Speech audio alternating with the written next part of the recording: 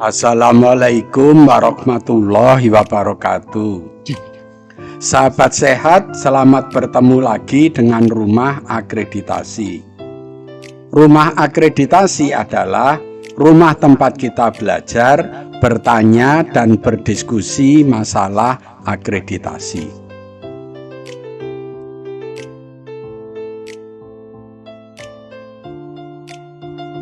Kali ini kita akan memberikan tutorial tentang APAR ya, alat pemadam api ringan ya. APAR ini sangat diperlukan untuk memadamkan api jika ada kebakaran ya. Tutorial ini akan dipandu oleh Dr. Yanto, Surveyor FKTP.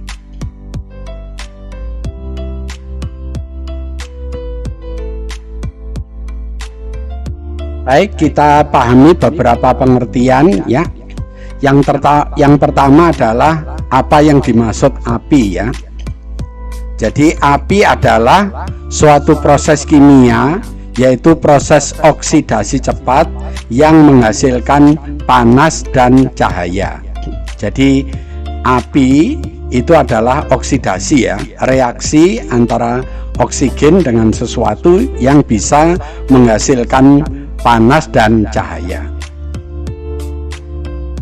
Sedangkan yang dimaksud kebakaran adalah api yang tidak terkontrol, yang tidak terkendali, yang tidak dikehendaki karena bisa menimbulkan kerugian baik harta benda maupun korban jiwa. Jadi sebetulnya api itu ya bisa berguna, bisa tidak berguna nih. Api yang terkendali itu berguna, sedangkan api yang tidak terkendali itu yang tidak berguna, dan itu yang disebut kebakaran ya. Nah, makanya supaya kebakaran itu tidak menimbulkan kerugian baik harta benda maupun korban jiwa, maka perlu dipadamkan ya dengan yang namanya APAR.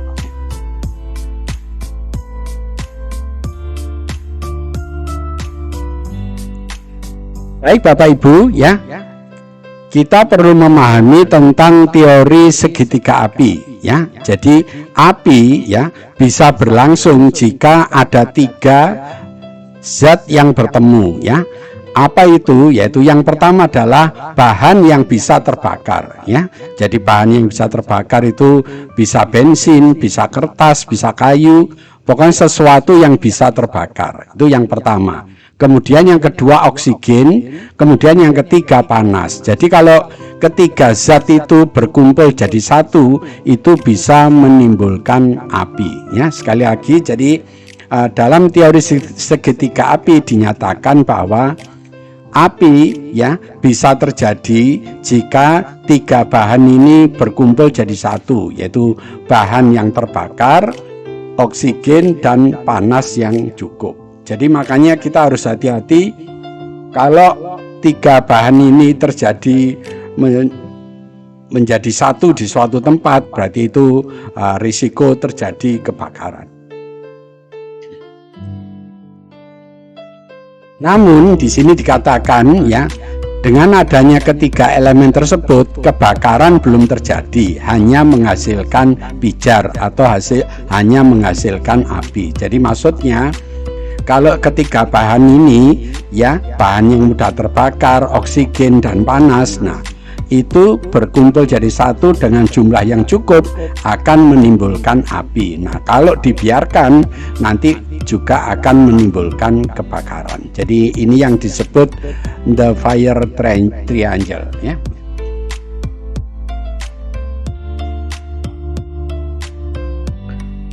Berikutnya yang harus kita kepagari adalah jenis-jenis kebakaran ya. Ada 4 jenis kebakaran yang Bapak Ibu perlu ketahui ya. Yang pertama adalah api kelas A ya, atau kebakaran kelas A, yaitu api yang disebabkan oleh kayu ya, kertas, kain, karet ya, atau plastik ya. Jadi kalau kebakarannya atau apinya itu disebabkan karena kayu, kertas, kain, karet, dan plastik, itu disebut api kelas A ya. Kemudian api kelas B ya atau kebakaran kelas B ya jika disebabkan oleh cairan yang mudah terbakar ya seperti bensin ya, alkohol, spiritus ya, solar ya. Kalau hal-hal seperti itu ya, apinya itu termasuk jenis api kelas B ya. Sedangkan api kelas C ya jika disebabkan oleh listrik ya, baik itu oleh peralatan atau oleh alat listrik yang lain ya. Sedangkan api kelas D yaitu yang disebabkan oleh logam. Nah, untuk kita yang ada di puskesmas dan klinik, maka api kelas A, api kelas B, dan api kelas C ini yang ada di sekitar kita. Kalau api kelas D ini insya Allah jarang ya. Jadi makanya Bapak Ibu perlu mengantisipasi jenis api kelas A, api kelas B, api kelas C karena ketiganya ini dekat dengan fasiankes yang ada di tempat kita ya.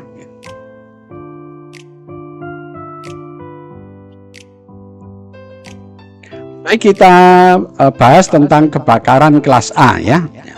Jadi kebakaran kelas A adalah kebakaran dari bahan benda padat yang mudah terbakar ya. Jadi misalnya kayu, kertas, plastik, tekstil, busa ya. Jadi kalau ada kebakaran dan yang terbakar itu jenis kayu ya, jenis kertas, itu makanya kebakaran kelas A ya. Media pemadaman untuk kebakaran jenis A ini yang cocok adalah dengan air ya. Jadi disiram dengan air, menggunakan pasir ya, atau menggunakan karung goni ya yang dibasahi dengan air, atau menggunakan apar jenis kimia yang kering ya. Jadi ini supaya Bapak Ibu ketahui, kalau kebakarannya jenis kelas A maka pemadamannya menggunakan air, menggunakan pasir, karung goni yang dibasahi air, atau menggunakan apar kimia kering ya, menggunakan tepung ya, apar yang jenis powder ya.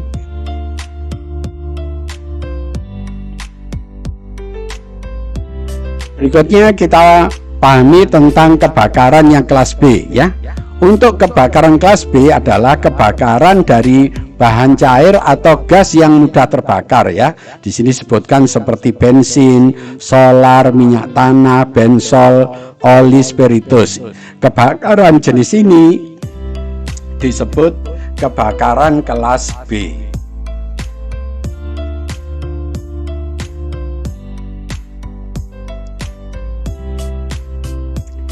Media pemadam kebakaran yang cocok untuk kelas B adalah pasir atau apar jenis tepung kimia kering ya. Jadi Bapak Ibu ini supaya mengetahui kalau kebakarannya jenis kelas B, maka alat pemadam kebakarannya adalah yang cocok adalah pasir atau apar jenis powder ya. Dilarang memakai air. Nah ini Bapak Ibu juga perlu ketahui, kalau kebakarannya disebabkan oleh bensin atau solar atau oli, jangan memakai air. Kenapa? Karena menggunakan air, karena berat jenis air itu lebih berat, maka oli atau bensin itu akan menjalar kemana-mana sehingga kebakaran melebar kemana-mana. Jadi itu perlu diketahui, kalau kebakarannya jenis kelas B tidak boleh menggunakan air karena nanti minyaknya, bensinnya itu akan menjalar kemana-mana sehingga kebakaran menjadi lebih besar ya.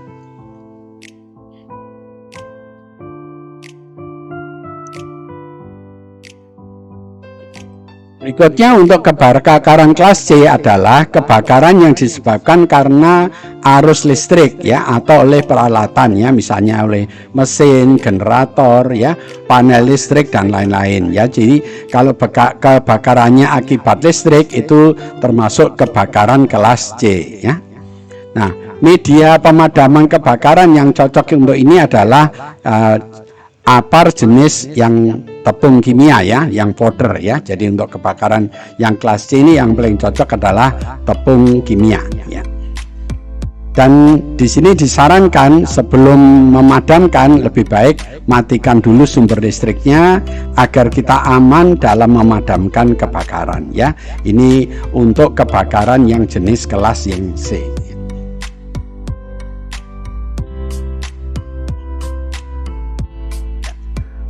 Berikutnya kebakaran kelas D adalah kebakaran dari logam ya, misalnya dari titanium, magnesium, kalsium, litium, uranium dan sebagainya. Nah ini kalau yang kelas D ini insya Allah jarang ya di tempat kita ya, karena kita tidak berdekatan dengan logam-logam yang sedang meleleh ya. Jadi ini banyak di perusahaan-perusahaan. Jadi untuk yang kita di puskesmas dan di klinik ya, itu lebih banyak kebakaran jenis kelas A, kelas B, dan kelas C ya.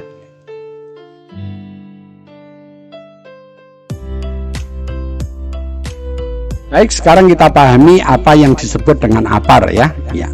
Menurut Peraturan Menteri Tenaga Kerja dan Transmigrasi ya, nomor 04 tahun 80 ya, yang disebut APAR atau alat pemadam api ringan adalah alat yang ringan serta mudah dilayani oleh satu orang untuk memadamkan api mula terjadi kebakaran. Jadi ini yang dimaksud APAR ya. Jadi ya, seperti gambar di sebelah ini ya. Jadi APAR adalah alat yang ringan yang mudah digunakan oleh satu orang ya untuk memadamkan api yang terjadi pada permulaan kebakaran. Ini yang disebut dengan APAR. Ini definisi ini menurut Peraturan Menteri Tenaga Kerja dan Transmigrasi nomor 04 tahun 1980 ya. Dan Bapak Ibu perlu mengetahui juga ada bagian-bagian APAR ya, yang ini adalah pinnya ya, pin pengamannya ya, kemudian ini tuasnya ya, kemudian ini petunjuk tekanan, dan ini adalah selangnya atau noselnya ya. Ini Bapak Ibu perlu juga mulai mengetahui bagian-bagian dari APAR ya.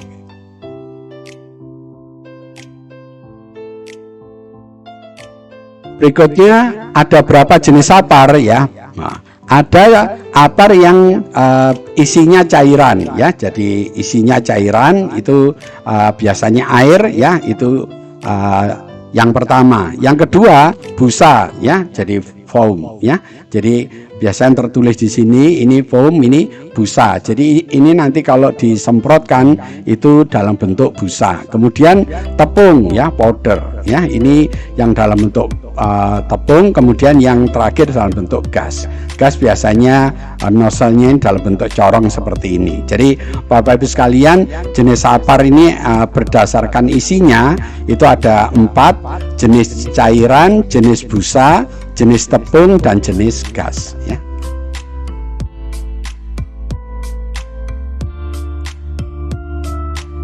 Ini jenis APAR ya. Jadi ini APAR jenis yang media air ya. Jadi ini kalau isinya air di sini tulis water ya. Jadi ini berarti nanti kalau kita semprotkan ya, ini berupa air ya. APAR jenis ini membutuhkan gas CO2 atau N2 yang bertekanan tinggi yang berfungsi untuk menekan air keluar. Jadi dalam tabung ini berisi cairan ya, kemudian di dalamnya juga ada gas CO2 dan nitrogen yang berfungsi untuk mengeluarkan cairannya. Nah itu semuanya bersinergi untuk mematikan api ya. Ini adalah jenis yang media cair.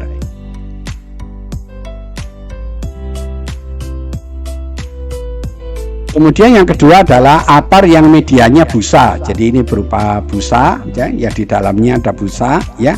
APAR jenis ini juga membutuhkan gas CO2 dan N2 yang bertekanan untuk menekan busa keluar. Jadi ini kalau tuasnya ini diangkat, maka busanya akan keluar karena di dalamnya mengandung CO2 atau nitrogen, gas nitrogen yang berfungsi untuk mengeluarkan busanya yang bersama-sama untuk mematikan api. Ini adalah jenis yang busa ya, yang foam.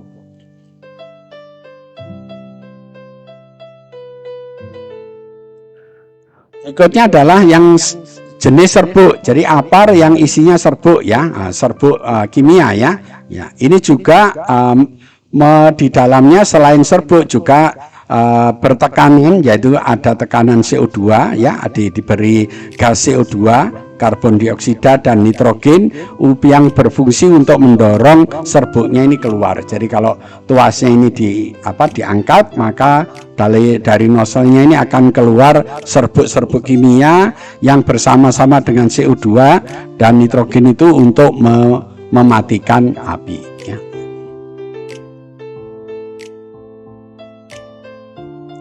Kemudian yang terakhir adalah apar yang isinya gas, ya. Jadi beberapa apar itu isinya gas. Nah, salah satu cirinya kalau apar yang isinya gas itu corongnya ini noselnya ini berupa corong seperti ini, ya. Nanti dia akan mengeluarkan gas, ya. Tabung gas biasanya dilengkapi dengan indikator tekanan pada luarnya, ya. Oke.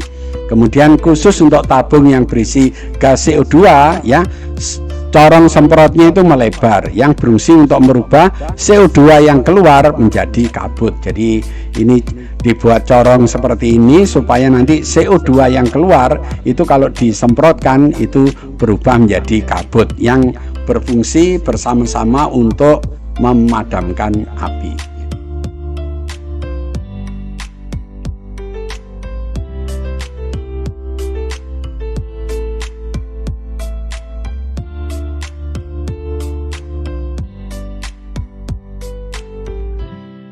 Baik, kita pahami sekarang apa komponen dari apar, ya. Jadi kalau ini ada apar, ya, masing-masing komponen bagian-bagiannya ini perlu Bapak Ibu ketahui, ya, supaya mengenal yang namanya apar. Yang pertama adalah pin pengaman. Nah, ini pin pengaman, ya. Ini pin pengaman, ya. Nah, ini pin pengaman. Ini gunanya agar ini tuas ini tidak bisa diangkat kalau ini belum dicabut. Jadi ini namanya disebut pin pengaman. Ini tujuannya untuk mengamankan tuas ini supaya tidak bisa diangkat ke atas, ya. Makanya disebut pin pengaman. Kemudian yang kedua adalah handle, ya, atau pegangan atau tuas yang ini, ya. Berarti yang ini. Nah, ini tuasnya, ya. Ini dipergunakan untuk mengeluarkan, ya, isi daripada apar ini. Ini disebut juga handle, pegangan atau tuas, ya. Kemudian yang ketiga ya adalah pressure gauge, ini, ya, jadi pengukur tekanan. Jadi pengukur tekanan ini ada di sini, Bapak Ibu perlu ketahui. Jadi alat ini nanti berfungsi atau tidak itu tergantung dari tekanannya. Kalau tekanannya masih maksimal, berarti nanti itu masih bisa berfungsi. Kalau tekanannya sudah merah, itu nanti tidak berfungsi, ya. Kemudian yang keempat ini adalah label. Nah, label ini termasuk nanti akan memberikan informasi ini jenis apar apa, ya, kedaluarsa kapan, isinya apa, ada di sini, ya, ada di label ini, ya. Kemudian yang kelima nozzle. Nozzle ini selangnya ini. Nah, ini Bapak Ibu supaya ketahui, ya. Jadi komponen dari apar ini ada yang namanya pin pengaman, ada yang namanya handle, ada yang namanya pressure, ada yang namanya label, dan ada yang namanya nozzle, ya. Supaya ini Bapak Ibu ketahui ini merupakan komponen-komponen dari apar.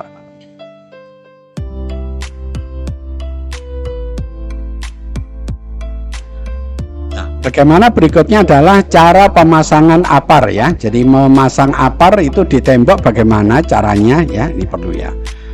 Cara memasang apar di tembok itu berada pada posisi, ya, posisinya harus mudah dilihat, mudah dicapai, mudah diambil. Jadi Bapak Ibu kalau memasang apar di tembok itu syaratnya mudah dilihat, ya, mudah dicapai dan mudah diambil, serta dilengkapi dengan tanda pemasangan. Jadi dikasih tanda gini apar, ya, dari jauh kelihatan, oh ini ada apar. Jadi begini Bapak Ibu memasangnya. Jadi kalau Bapak Ibu nanti memasang apar, sekali lagi memasangnya harus di tempat yang mudah dilihat, mudah dicapai, mudah diambil, dan dilengkapi dengan tanda pemasangan apar seperti ini, ya. Kemudian tingginya apar ini, ya, maksimum itu 150, tapi umumnya orang Indonesia itu 125. Jadi 125 ini untuk ergonomis, ya. Jadi untuk memasang ini paling tingginya ini ya itu adalah 125 cm. Nanti paling rendah itu di sini 15 cm. Paling tinggi itu adalah 150 meter. Jadi angka 125 ini pada umumnya ya. Jadi nanti Bapak Ibu untuk amannya pasang aja di ketinggian 125 dari lantai, 125 cm ya dari lantai ya. Kemudian kalau aparnya ini banyak berjejer-jejer ya, jarak antara apar satu dengan apar lainnya itu harus lebih dari 15 meter ya. Ya, tidak boleh lebih dari 15 meter. Jadi antara satu dengan lainnya ya itu tidak boleh lebih dari 15 meter. Jadi artinya kalau sudah jaraknya ke sana 15 meter harus dipasang lagi, ke sini 15 meter dipasang lagi, itu idealnya ya. Jadi pemasangannya apar itu seperti ini supaya Bapak Ibu bisa mengetahui.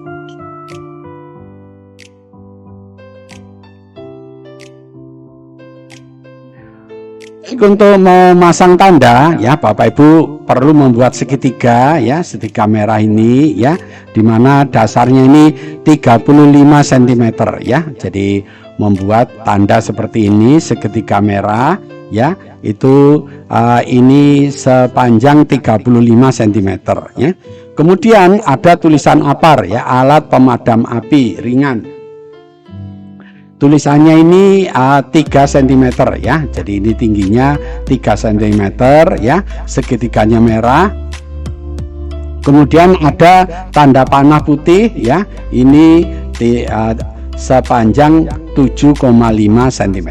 Jadi ini Bapak Ibu kalau mau memberi tanda caranya membuat seperti ini. Ini patokan standarnya. Jadi segitiga merah dengan dasar 35 cm, ada tulisan apar alat pemadam api ringan 3 cm, kemudian tanda panah ke bawah dengan panjang 7,5 cm ya. Nah, mudah-mudahan Bapak Ibu sudah paham cara membuatnya. Oke.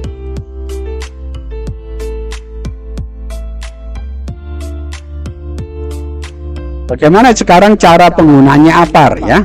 Jadi penggunaan apar ini ada dua ya. Kalau bahasa Inggris namanya PASS ya, PASS. Kalau dalam bahasa Indonesia namanya TATA ya, tata ya. Jadi terserah Bapak Ibu menghafalkannya mana ya. Kalau yang PASS ini bahasa Inggris, kalau yang tata ini bahasa Indonesia ya. Mari kita lihat ya, yang PASS dulu ya. Jadi PASS ini P-nya itu pull. Nah, pull artinya tarik pin pengaman. Jadi kalau kita mau menggunakan apar, yang pertama dilakukan adalah tarik pin pengaman ya. Kemudian yang kedua aim ya, arahkan nozzle atau selang ke arah api ya. Ini jadi PA. Kemudian S yang pertama squeeze ya, itu tekan handle apar ya. Handle-nya apar itu ditekan. Kemudian yang S yang berikutnya adalah swipe. Swipe itu mengkibas-kibaskan atau mengarahkan kanan kiri arah semprotan ke api ya. Ini yang hafalan jenis PASS ya. Oke. Kemudian yang bahasa Indonesia itu singkatannya tata ya. Jadi yang pertama tarik pin pengaman ya. Jadi tarik pin pengaman, kemudian yang A ya, arahkan nozzle ya ke sumber api ya. Kemudian 3, tekan pemicu ya atau handle ya untuk menyemprotkan. Kemudian ayunkan ke seluruh sumber api. Artinya digerakkan kanan kiri atas bawah untuk memadamkan api. Jadi ini cara penggunaan apar. Bapak Ibu mana yang pengen dihafalkan bisa PASS atau TATA.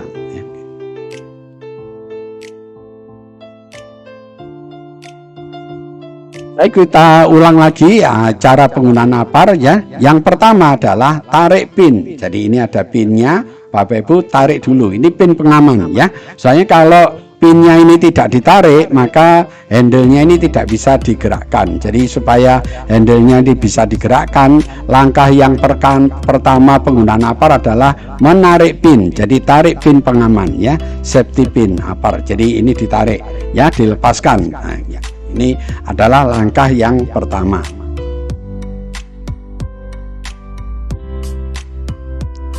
Kemudian langkah kedua, kalau pinnya sudah dilepas ya, arahkan nozzle. Jadi nozzle-nya ini diangkat ke atas ya.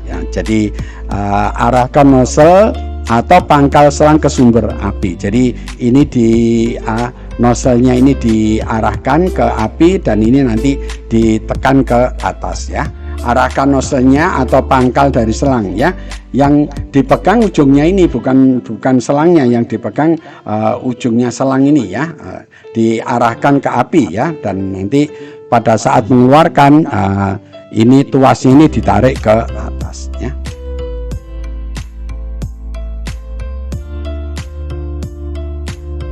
Kemudian yang ketiga, tekan pemicu untuk menyemprot. Jadi kalau ini tuasnya sudah dipegang begini ya, diarahkan ke api, kemudian ini ya tuasnya ini ditarik ke atas ya untuk menyemprot api ya. Nah, ini yang langkah yang ketiga.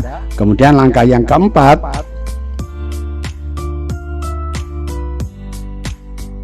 adalah mengayunkan, mengibas-ibaskan ya nozzle ini ke arah api sampai api itu menjadi padam ya. Jadi begitu Bapak Ibu cara penggunaannya APAR ya. Dengan ilustrasi seperti ini diharapkan Bapak Ibu sudah bisa melakukan simulasi ya, melakukan simulasi tentang kotret ya.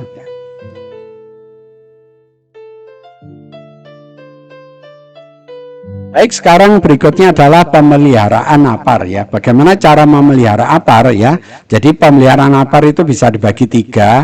Ada yang rutin atau bulanan, kemudian ada yang semesteran, berarti 6 bulan sekali, dan ada yang tahunan ya, setahun sekali. Jadi untuk memelihara APAR ini ya ada dibagi tiga, ada yang secara rutin yang disebut bulanan, ada yang semesteran ya 6 bulan sekali, dan ada yang 1 tahun sekali. Nah, apa aja yang perlu dipelihara dan bagaimana caranya kita lihat di slide berikutnya.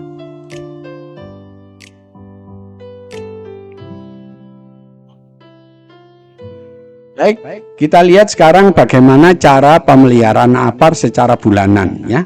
Jadi yang pertama yang dilihat adalah cek indikator tekanan. Nah, ini adalah indikator tekanan. Makanya ini kita cek ya, apakah warnanya masih jarumnya, maksudnya ya, jarumnya ini menunjuk ke arah hijau atau ke merah. Kalau ke arah hijau berarti masih penuh, kalau ke arah merah berarti sudah tidak bisa berfungsi ya. Itu makanya perlu dicek ini ya, cek tentang indikator tekanan ya. Kemudian juga dicek kedaluarsanya ya. Ya, di bagian labelnya ini ada kedaluarsanya. Ini perlu dicek. Kalau sudah kedaluarsa berarti ini tidak bisa dipakai lagi ya. Berikutnya adalah cek kondisi tabung ya. Cek kondisi tabung ini ya dievaluasi apakah ada yang penyok, ada yang berkarat atau tidak. Kalau kondisinya bagus ya berarti ini siap untuk dipakai.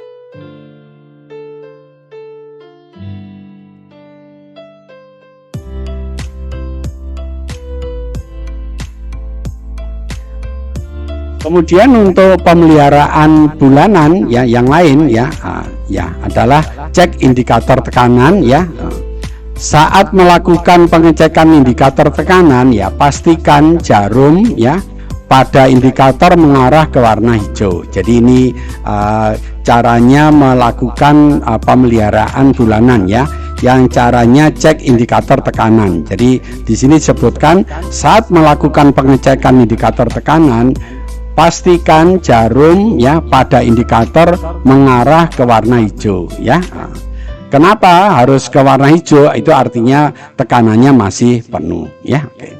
Jika jarumnya mengarah ke warna merah itu berarti Anda harus melakukan refill. Artinya itu sudah tidak bisa dipakai lagi, berarti APAR harus dilakukan refill. Itu untuk cek indikator tekanan ya.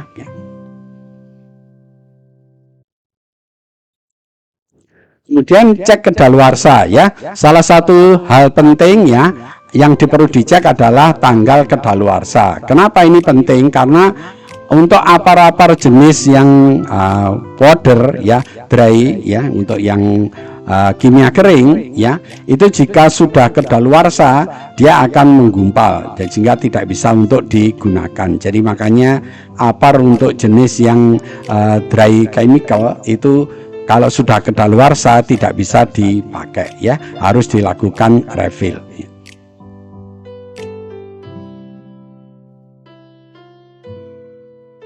Berikutnya cek kondisi tabung ya.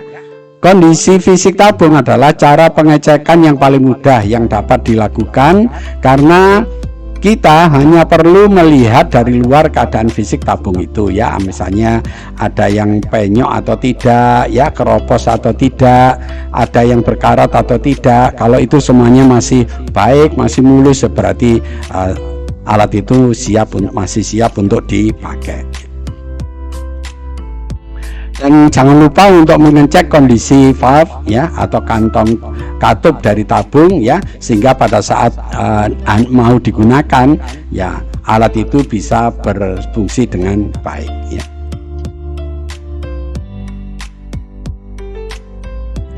Baik, sekarang yang pemeliharaan APAR yang semesteran ya. Yang pertama ya, harus dilihat tabungnya itu masih ada isinya atau tidak, itu yang pertama ya. Jadi yang untuk yang jenis semesteran yang 6 bulan sekali, yang pertama dilihat adalah tabungnya ini masih ada isinya atau tidak ya. Kemudian isinya berkurang atau tidak ya. Kemudian tekanannya dalam tabung masih penuh atau tidak ya. Kemudian pengaman dari cartridge-nya ya, itu masih tersegel atau tidak. Nah ini yang perlu dilihat 6 bulan sekali ya. Kemudian bagian-bagian dari luar tabung ya tidak boleh cacat ya, handle-nya, labelnya harus dalam keadaan baik ya. Kemudian yang ketiga, mulut pancarnya, nozzle-nya itu tidak boleh tersumbat ya. Pipa pancarnya juga harus terpasang, tidak boleh retak atau menunjukkan tanda-tanda kerusakan.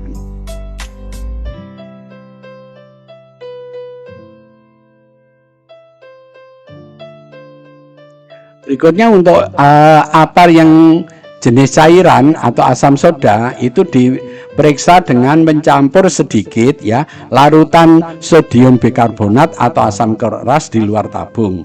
Jika reaksinya itu masih kuat, maka APAR tersebut masih dapat dipasang kembali. Ini untuk jenis yang cairan atau yang isinya asam soda ya. Untuk APAR yang jenis busa itu diperiksa dengan cara mencampur sedikit larutan sodium bikarbonat dan aluminium sulfat di luar tabung ya. Apabila masih cukup kuat, maka APAR tersebut masih dapat dipasang kembali ya. Ini untuk dicek 6 bulan sekali ya. Sedangkan untuk APAR yang termasuk jenis hidrokarbon berhalogen ya, kecuali jenis tetrakolit ya, diperiksa dengan cara menimbang. Artinya jika beratnya itu masih sesuai dengan aslinya, berarti isinya belum berkurang, berarti APAR itu masih bisa dipakai ya.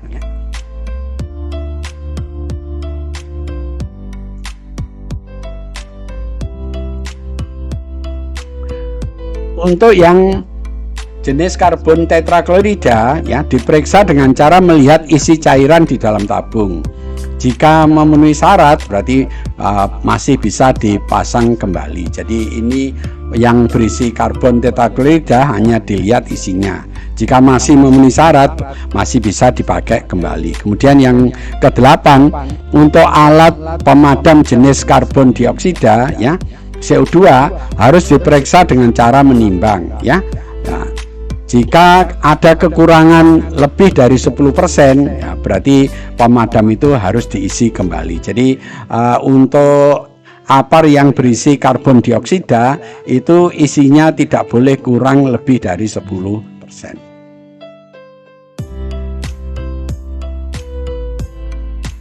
Baik, sekarang pemeliharaan APAR secara tahunan ya. Jadi untuk alat pemadam api jenis cairan atau busa ya, dilakukan pemeriksaan dengan membuka tutup kepala secara hati-hati dan dijaga supaya tabung dalam posisi berdiri tegak. Kemudian diteliti sebagai berikut ya. Yang pertama, isi alat ya pemadam api harus sampai batas permukaan ya yang ditentukan. Kemudian pipa pelepas isi yang berada dalam tabung dan saringan tidak boleh tersumbat atau buntu ya. Kemudian ulir tutup kepala tidak boleh cacat, tidak boleh rusak, dan saluran penyemprotan tidak boleh tersumbat ya. Kita lihat slide berikutnya.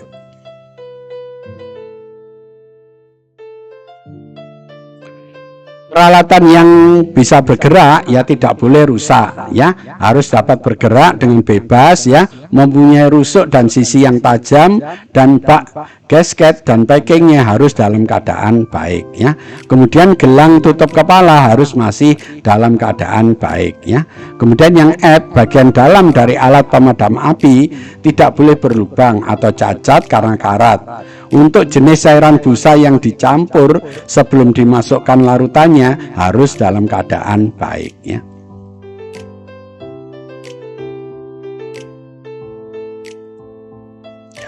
Untuk jenis cairan busa dalam tabung yang dilak, maka tabungnya harus masih dilak dengan baik ya.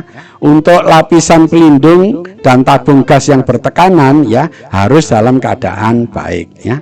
Kemudian tabung gas yang bertekanan harus terisi penuh sesuai dengan kapasitasnya. Ini adalah untuk pemeliharaan tahunan ya.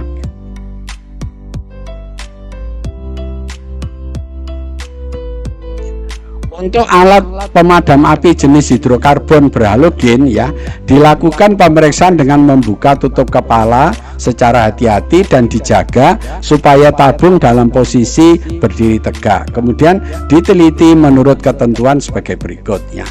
Yang pertama, isi tabung harus diisi dengan berat yang telah ditentukan. Kemudian pipa pelepas isi yang berada dalam tabung dan saringan tidak boleh tersumbat atau buntu ya. Kemudian yang ketiga, ulir tutup kepala tidak boleh rusak dan saluran keluar tidak boleh tersumbat ya. Peralatan yang bergerak tidak boleh rusak, harus dapat bergerak dengan bebas, mempunyai rusuk dan sisi yang tajam, serta luas penekan harus dalam keadaan baik ya. Kemudian gelang penutup kepala harus keadaan baik ya. Kemudian lampiran pelindung dan tabung gas ya harus dalam keadaan baik ya. Dan tabung gas yang bertekanan harus terisi penuh sesuai dengan kapasitasnya.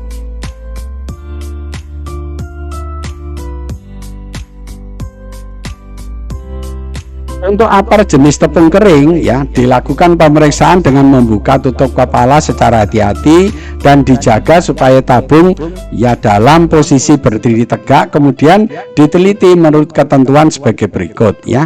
Isi tabung harus sesuai dengan berat yang telah ditentukan, dengan tabung keringnya dalam keadaan tercurah bebas tidak berbutir ya.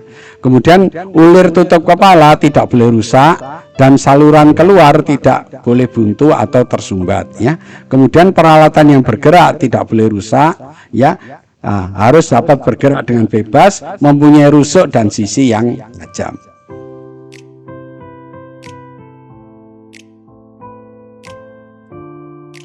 Gelang tutup kepala harus dalam keadaan baik ya. Bagian dalam dan tabung tidak boleh berlubang dan cacat karena karat ya. Lapisan pelindung ya dari tabung bertekanan harus dalam keadaan baik ya. Kemudian tabung gas yang bertekanan harus terisi penuh sesuai dengan kapasitasnya yang diperiksa dengan cara menimbang ya.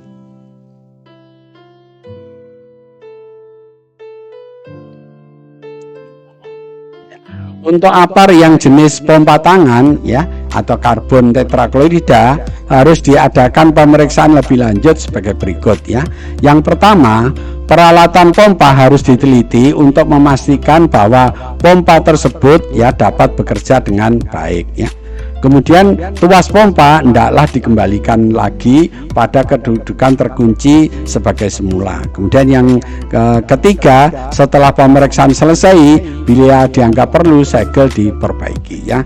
Jadi ini beberapa pemeliharaan napar ya, mulai dari rutin yang bulanan ya, 6 bulan sekali dan setahun sekali ya.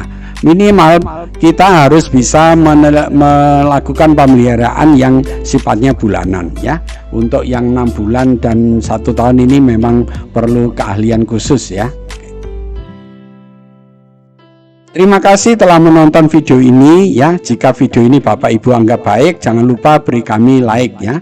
Dan jangan lupa untuk subscribe ya, agar Bapak Ibu tidak ketinggalan kalau kami upload video-video yang baru ya. Juga kalau ada sesuatu yang kurang jelas, mohon menanyakan di komen YouTube ya, channel Rumah Akreditasi, atau kalau Bapak Ibu ingin dibuatkan materi ya, konten sesuai yang diinginkan, silakan menulis di komen YouTube channel Rumah Akreditasi. Dan yang terakhir, mohon kami dibantu share agar ke video ini kepada teman kita yang lain, sejawat yang lain, agar teman dan sejawat kita yang lain itu ikut dapat manfaat dari video ini. Lebih kurangnya saya mohon maaf. Mari kita akhiri tutorial kali ini dengan baca hamdalah. Alhamdulillahirabbil alamin. Wassalamualaikum warahmatullahi wabarakatuh.